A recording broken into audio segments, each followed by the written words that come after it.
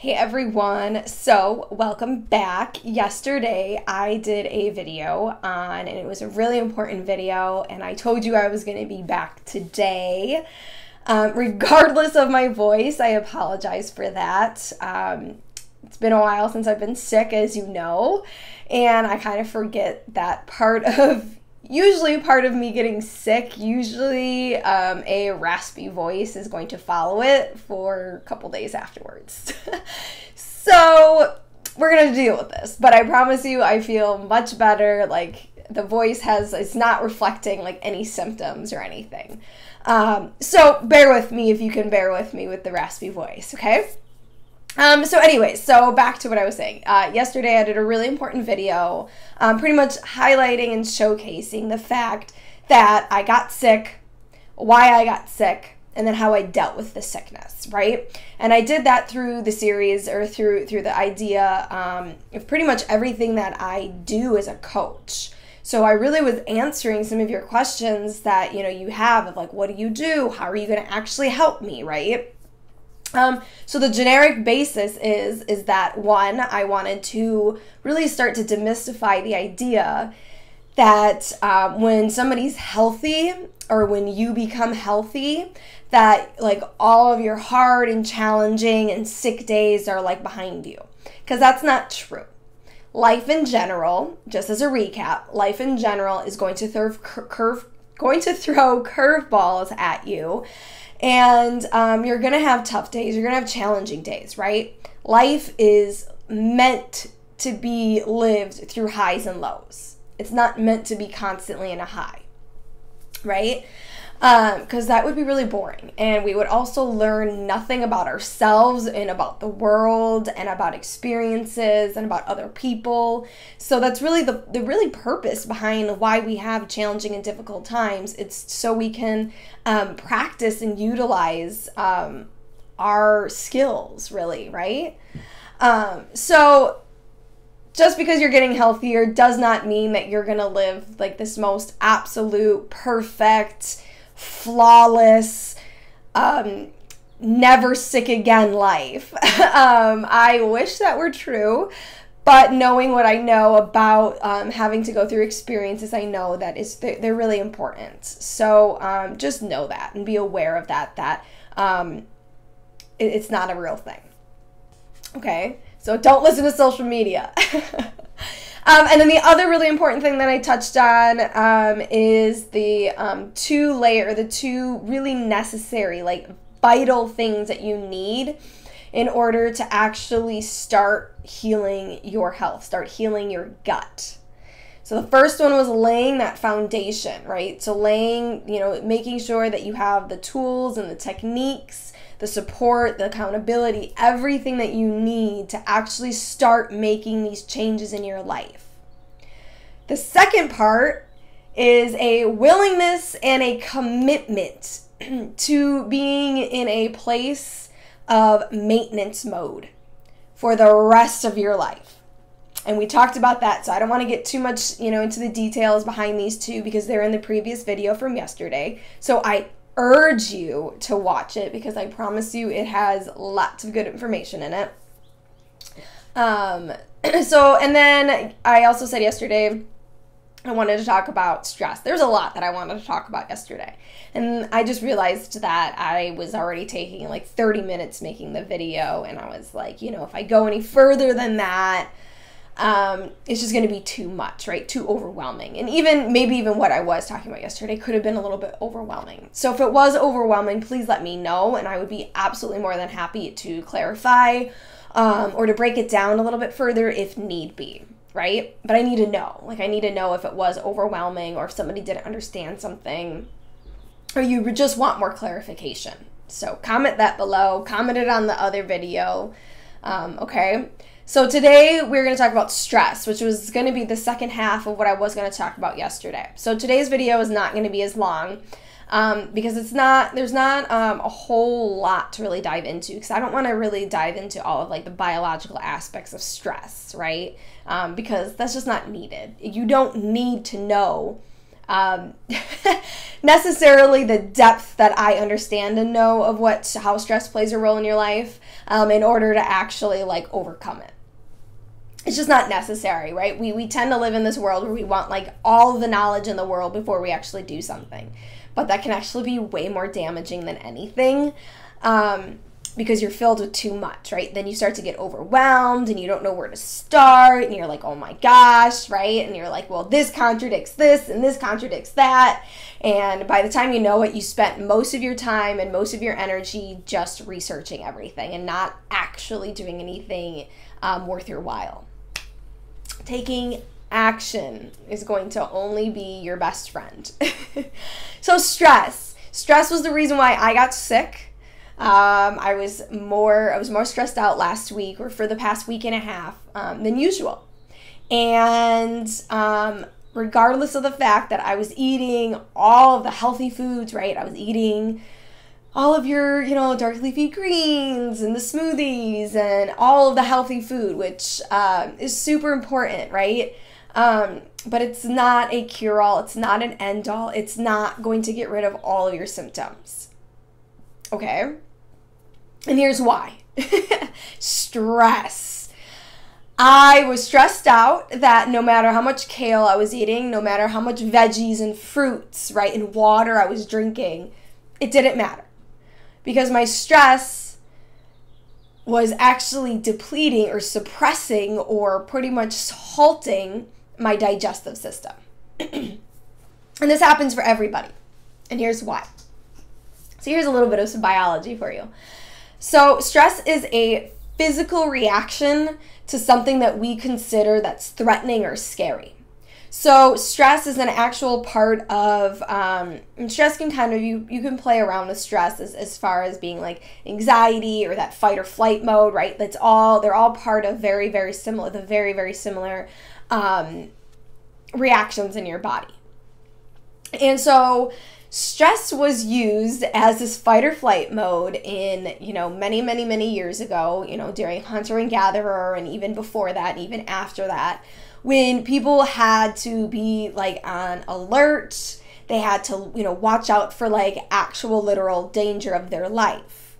And so they were in stress. So they weren't stressed all the time, but they were in like this constant fight or flight mode. And it was needed and necessary because they needed to be able to just pick up and run and dart for their life or fight for their life, right?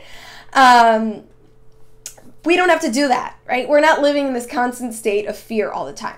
Now, mind you, some people are, and that's a whole nother story, right? That's a whole nother topic. But for the majority, right? The majority of you are most likely not fighting for your life, not running for your life, right? There's nothing chasing you that's going to actually like kill you or that's going to actually threaten your life. So what has happened with stress is that stress in the fight or flight mode and the anxiety behind it has not learned to adapt to our modernization of our lifestyle. And so the way that it's kind of adapted is pretty much by freaking out at every little thing that we say, that we think is a threat to our life. But it's really not, right? Like, not, like writing a paper, right? I know that gives people like major anxiety and then they start like freaking out, right? And then they go through the stages of the process of the flight and flight mode. Flying. I know flying, it technically could be something for your life, but most people do not die from flying. But we go through this extreme stress response, before we fly, while we're flying, after we fly, right? Even work, your workload can cause stress, right? There's so many different things that can cause stress in our life. And I know you're probably sitting there like, I get it, okay? Like there's stress in my life. So the stress causes this reaction. And this reaction was only meant to be in a shortened period of time. So you go through this period of time, you get away from the danger, and then your body relaxes and it goes back into what they call the parasympathetic nervous system response. So the fight or flight mode is what's called the sympathetic nervous system. Don't even need to know anything about that. Just for the tidbits of you, right? Just in case you're curious.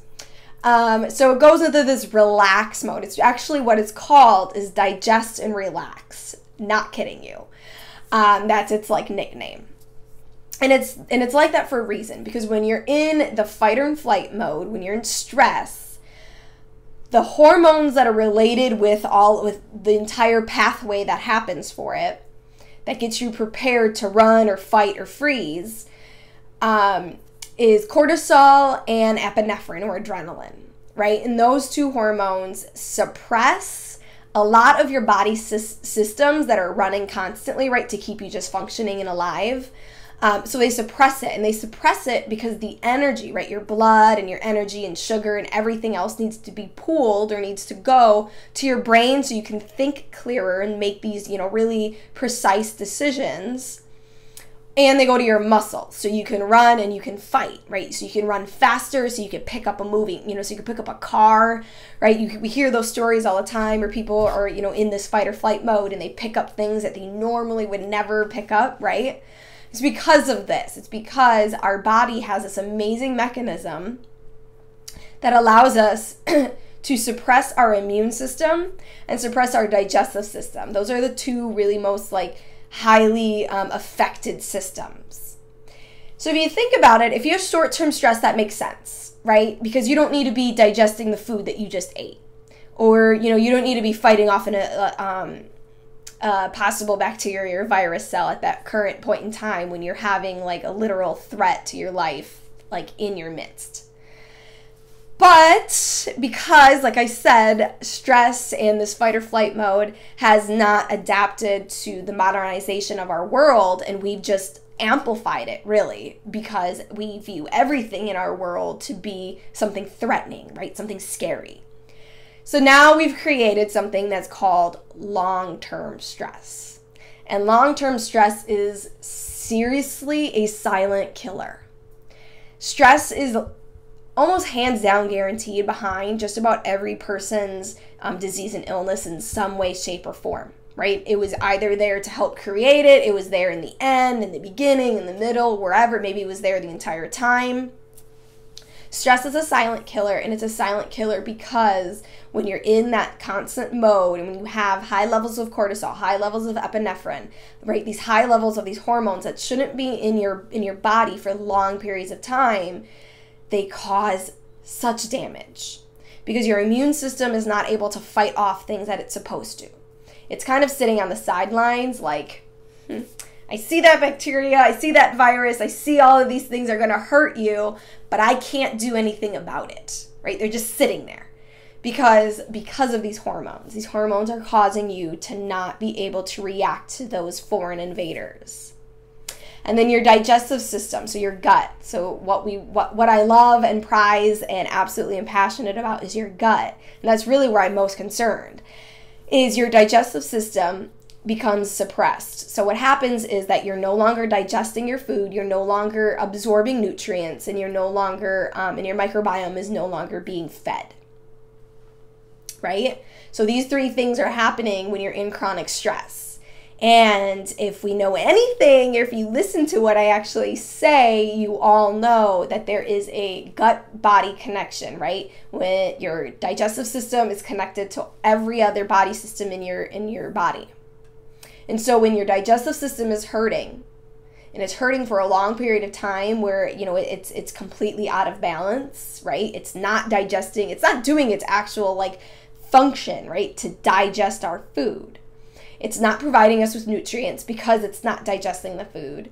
And the microbiome, so our microbes, aren't able to break apart our food. They aren't able to connect and talk to our cells and our immune cells and create the hormones and create the proteins and create everything that, that they're used for. So when that's not functioning, and then your whole digestive system just becomes unfunctioning or imbalanced, then the rest of your body starts to kind of become imbalanced as well.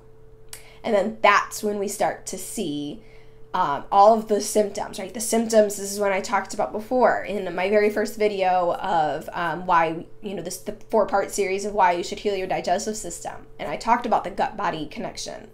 And so I would definitely refer back to that if you're kind of I don't know what she's talking about. So that's why chronic stress is such a silent killer. That's why it caused me to get sick, right? My immune system and my digestive system was not functioning properly, even though I was eating everything. So that's the other part. So you're eating, right? So I was talking about you're not uptaking your nutrients. So that's why it doesn't matter if you're eating all of the healthy food that you should be eating, because your digestive system is not digesting it properly. It's not pulling apart and using the nutrients in the correct way, because it's currently under stress. It's currently under this like construction mode, right? Of being like, well, I've been told to put off hold. Cortisol's telling me that I shouldn't be functioning because there is an imminent threat in this, in my midst. But there isn't. And so that's why working on stress, and that's why I ask all of my clients during our consultations, during all of our one-on-ones, is that we talk about stress a lot, because stress plays a huge role in people's lives, because we think that everything stresses us out, right? Everything we think is a threat, everything we find scary, everything we find anxiety-ridden. And so that's why I am a holistic health coach, and that I don't just focus on diet, because if you just focus on diet, you're missing a very crucial piece. Because you can eat all the healthy food in the world, but if you're stressed out and your digestive system is not functioning properly, it doesn't matter, because essentially you're just pooping it right out. You are. Or if you're constipated and you're not, and it's just sitting there and it's rotting, and then it's causing a toxic sludge in your colon, and that's also not good, because that can lead, to all sorts of terrible diseases and illnesses as well. All right, so that's stress. I promised I wouldn't go over, I promised this wouldn't be a super long video. That's kind of the majority of what I really wanted to talk about when we're talking about stress, is the fact that it's a physical reaction to something that we find threatening and scary. And in our modernization of the world, we find everything threatening and scary. So the majority of us are put in not a short-term stress, but we're put in a long-term stress, right? For years, months, weeks, right? It depends. So you're put in this long-term stress, and the long-term stress is the silent killer. It's the silent killer because the hormones and the process that the stress is working in your body, or how it works in your body, is suppressing your immune system and your digestive system, and it's not working properly, right? Your body is not functioning at the level of harmony, at the level of balance, at the level of homeostasis.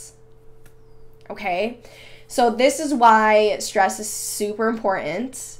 I am super excited to actually hear some of your questions and some of your insights about this, because this is a topic that I really think is really near and dear to my heart, because I struggle with stress quite frequently, right? This has been probably the biggest thing that I've had to deal with during my maintenance mode, right? My maintenance mode is the rest of my life. So I know that this is going to be something that I'm going to have to deal with forever. But I'm getting better at it. I'm getting better and better and better at being able to cope with it and being able to recognize it, right? Self-awareness. So I want to just offer that to you, that it does not mean, just because you're somebody who stresses out quite frequently, doesn't mean that you're doomed, right? It's about laying that foundation, and it's about being willing and committed to put in the work. If you're able to check those two off and be like, yep, I'm gonna do it, you'll be fine. You will be fine, I promise you. Okay, so like always, I'm here to help. That's why I created this group. That's why, I'm super passionate about this, because I have my own personal experience in it. And I'm so happy to share it with you. I'm so happy to share my personal life with you. Okay, so yeah, well, I'm super excited for video day 2. So please watch the one from yesterday. It really is going to give you some insights into some of the reasons why I was talking about what I was talking about today. Plus, it just gives really good information. And I know it's 30 minutes long and that it can be really long, and this one's actually looking to be 20 minutes. I'm just a talker. I can't help it. I just have so much knowledge to share. Okay, so if you have any questions, if you are needing help, if you're like, I don't know how, how to do this foundation, I don't know how to do this, I don't know how to take care of my stress, that's what I'm here for. Reach out to me. We will get you, I promise you, we will get you on the path. We will get you on a path to healing. That's a guarantee. Now, that's a guarantee, but it's only a guarantee if you're willing to put in the work and you're committed to it. Okay? Because I'm only committed to people who are committed to themselves. That's why I have consultations. Okay? So thank you so much. And I will see you next week. All right? Bye.